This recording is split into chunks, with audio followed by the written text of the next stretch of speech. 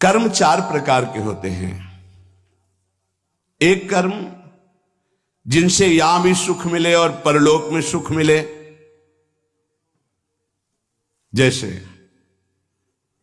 हम यहां किसी भूखे को भोजन पवा देते हैं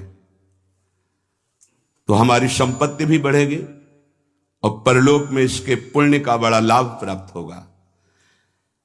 या हम ऐसी कुछ अपने धन से व्यवस्था करते हैं जिससे भजन करने वाले संतों को सुख मिले, जो सतमार्ग में चल रहे हैं उनकी वास की व्यवस्था, वस्त्र की व्यवस्था, भोजन की व्यवस्था, यहां भी तुम्हारे ऐश्वर्य बढ़ेगा और परलोक में भी भगवत कृपा प्राप्त होगी। औषधालय खोल देना, प्याऊ खोल देना, ऐसी व्यवस्था कर देना जिनकी व्यवस्थाएं नहीं हैं, उनको वस्त्र है, भोजन है, औषधि है, इस तरह की, तो यहां भी सुख और परलोक में भी सुख। पर ध्यान रहे, पोस्टर बैनर नहीं होना चाहिए। अगर आपने कहीं छपवा दिया या अपनी जबान से कह दिया तो उसका प्रभाव क्षीण हो जाता है। ये लोग समझते नहीं। आपने वृंदावन आए, 100 संतों को भोजन पवाया, इसके बाद पूरे गांव में 4-4 जगह बैठ के कि वृंदावन गए थे, 100-2 संतों को ऐसा पवाया, संत भी कह रहे थे कि वाह भाई, और 100-100 रुपया भेंट दी। वो बड़ाई जो आप झोंक रहे हो ना, सब खाली हो रहे हो आप। चुप।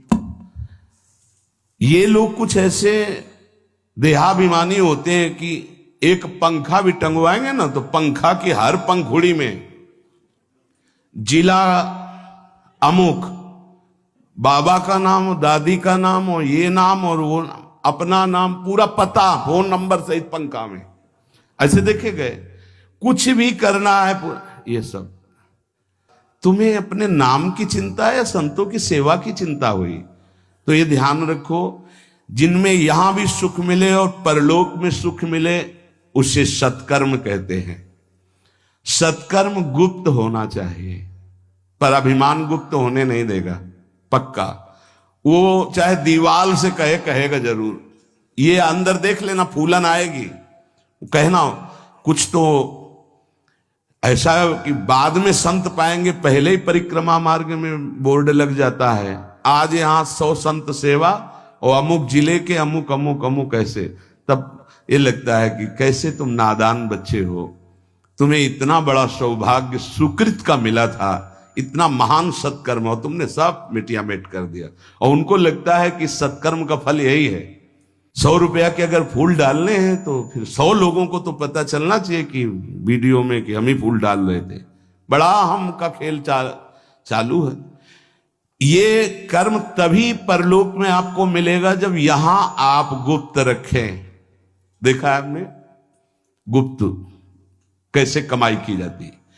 बहुत बड़ी यज्ञ की थी, मैदा फैक्ट्री के मालिक थे।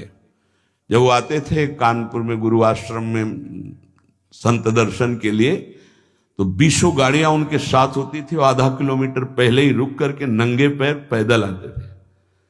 जब वो यज्ञ करवाए तो एक हाथ में झाड़ू सोहनी और एक में डलिया, और जो ऐसे खा पी के दोना पत्तल फेंक देते वो उठाते। कहीं कोई पोस्टर नहीं, कहीं और इतनी दिव्य सब खान पान सामग्री सब ऐसी, और वो केवल चेक करते थे अपने कार्यकर्ताओं का, झाड़ू लिए हुए वो लिए। कोई जैसे पूछता यज्ञ कौन करवा रहा, तो बोले हमको तो यहाँ दोना पत्तल फेंकने की सेवा मिली, हमें तो पता नहीं। कोई जान नहीं पाया कौन करवा रहा है। अपने लोग इसलिए जानते थे कि प्रेरणा से हो रही थी। ऐसे सत्कर्म की कोई जान ही नहीं पाया कि किसने करवाई यज्ञ। और इतना बड़ा खान पान, कानपुर महानगर जहां लाखों लोग खाते पीते, उनके पास कोई कमी नहीं, कहीं भी कोई अभिमान का लेश मात्र नहीं।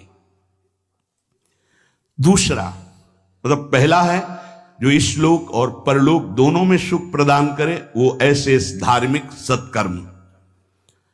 दैन्यता की मूर्ति, साधुता अपने आप आ जाएगी जब आप ऐसा समर्पण करेंगे।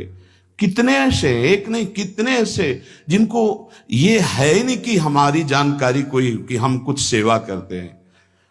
अहम को पुष्टता चाहिए। इस लोक परलोक में यदि अपने कर्म का जो सुकृत है तो भगवान से प्रार्थना करो कि कोई न जान पावे, ऐसा कार्य करो, तो वो आपको इस लोक और परलोक दोनों में उन्नति प्रदान करेगा।